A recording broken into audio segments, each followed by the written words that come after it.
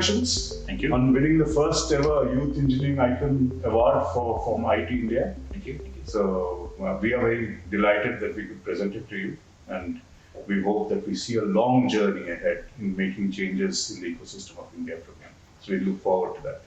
But while you are here, let me ask you a couple of questions. Starting with, what prompted you to do this? Everybody goes to the IT, not everybody starts a whole revolution and disrupt a whole industry. You go find a stable job, that's what you do. Why would you want to do this? Actually, it's definitely changing now. I think by the time we had gotten into IIT, at least one thing had stopped, which is everybody going for a PhD. Mm-hmm. So it was already looking like the time of changes here. And I think the batch that we were in, a lot of changes had started happening. In IIT Madras, they just started Center for Innovation. The Entrepreneurship Club had become very active. So things, they were generally just generally a more experimental mood, let me say. Mm-hmm. Particularly our batch of 2012, there were a lot of people who did not take what you may call regular jobs. Ours was a very small batch. Our department, there were only like about 24, 25, 26 people who graduated. That's it in that year. Mm-hmm. Out of them, I think about roughly half, either directly started up or were part of founding teams. Okay. Right? It's an incredibly high number. It's not a standard ratio for most batches or most IITs or most years. But I think our batch and our department that year was just very different. So, and we've seen a lot of us alumni, a lot of our seniors from the department also start up. So this department also has some credit to due. Being a new department, there were just more experiments happening, people were more experimental. So I think just a lot of right ingredients coming together. Right. All right, good. We are happy that all the right ingredients came together. So why EV? So Tarun and I were trying to build an energy company from second year of college. And the name for that association was Ather Energy. And we couldn't figure out how to start up with it or how to build something in the energy space. We were working on something that materialized. So post-graduation, as funny as it may sound, I was looking for an opportunity to reuse the name Ather Energy in something else that we do again in life. And happened to pick up batteries, found them exciting, but found them even more exciting because batteries seemed like a reasonably acceptable link to the energy space again. Mm-hmm. And hence the reuse of the word Ather Energy. So pulled him back and said, let's build batteries. But for what? Turns out that a lot of people are going to be building electric vehicles. We should build batteries for them. And so Ather Energy was meant to be a battery manufacturing and charging infrastructure company until we realized that we don't have customers because nobody's building electric vehicles. Mm-hmm. So to solve that problem, we started building a few prototypes, and then we liked those prototypes and kind of figured maybe we should build the vehicles. Okay. So that's how it came. Oh, right. Very, very interesting. But in the process, you disrupted the whole industry. I think Ather was the first company that solved, or rather that showed the right product spec for the Indian market. Mm-hmm. I think what the team built here actually today may not seem that outrageous because now it's accepted wisdom that you've got to build, electric is an upgrade for you. Mm-hmm. That electric's got to be better, faster, has to at least compete with the 125cc scooter. It's going to have great acceleration, amazing ride quality, all the good stuff. And electric is how connectivity comes free, of course, right? It's almost that thought process. Mm. But when you go back, you realize that actually Ather has been the pioneer in this thought process. Yes. And I think the disruption that Ather can take credit for is changing the perception of what EVs can do and why they can go mainstream, right? I think I've joked about this on stage also. The fact that Ather did not die after building their product has forced the industry to now build electric. I think there were large bets that Ather would not succeed. Ather would not survive with that product. Yeah. The fact that he stayed with that product for 3 years, did not die, and have moved forward and are now becoming profitable, has forced others to now build electric. So I think that's the disruption that Ather absolutely brought in. Absolutely. absolutely. And it's going to change the whole mobility landscape for India. So that's the direction. So what's next? What's next for you and for you?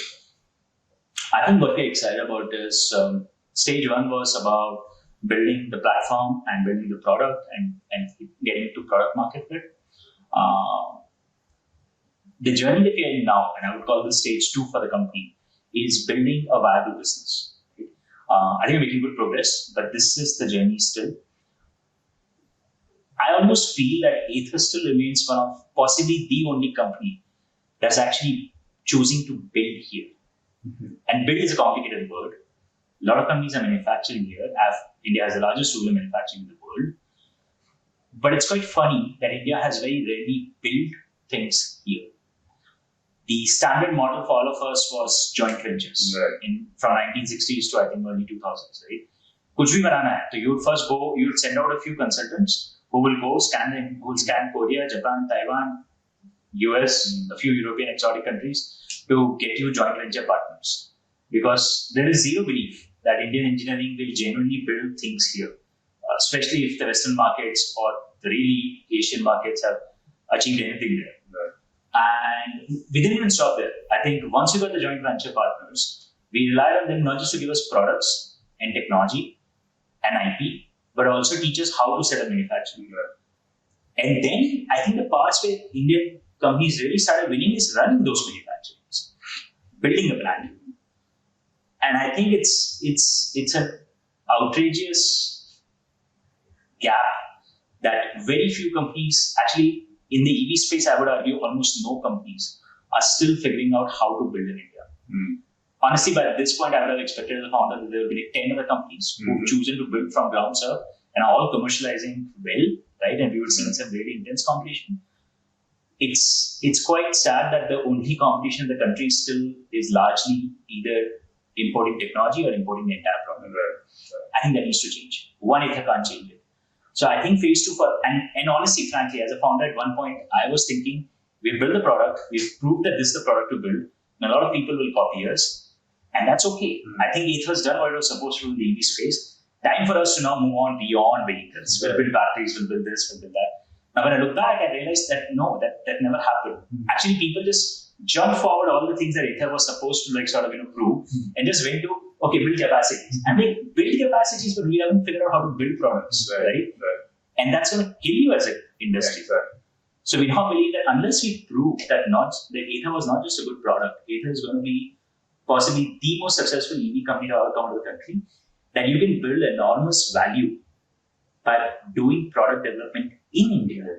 Unless we prove that, we haven't really done our job. So phase two for Ather is building a really, really strong business on the back of its own products and tech. Right?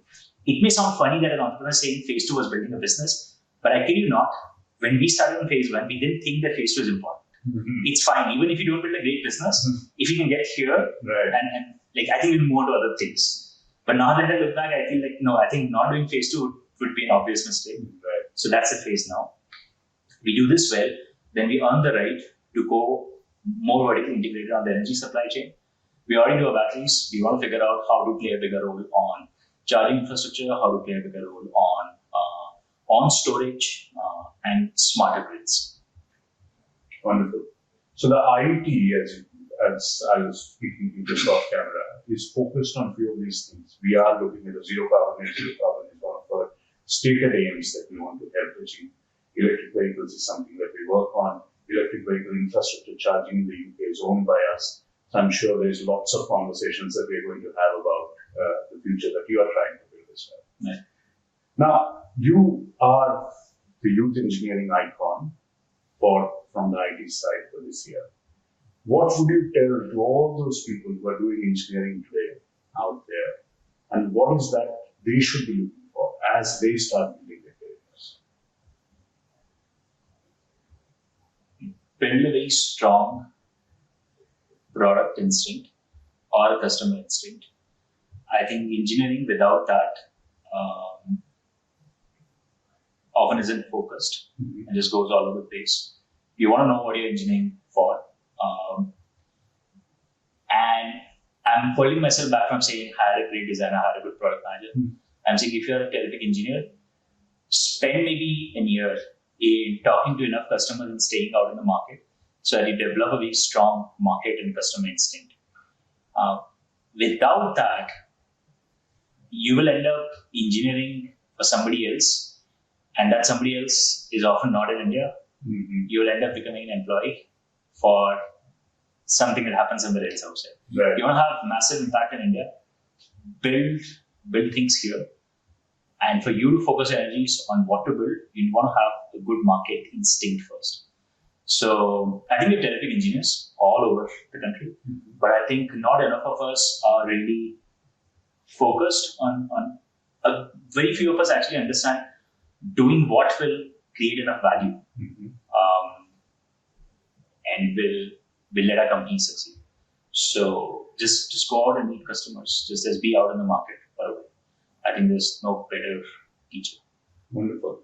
Thank you so much. Congratulations once again. Thank you.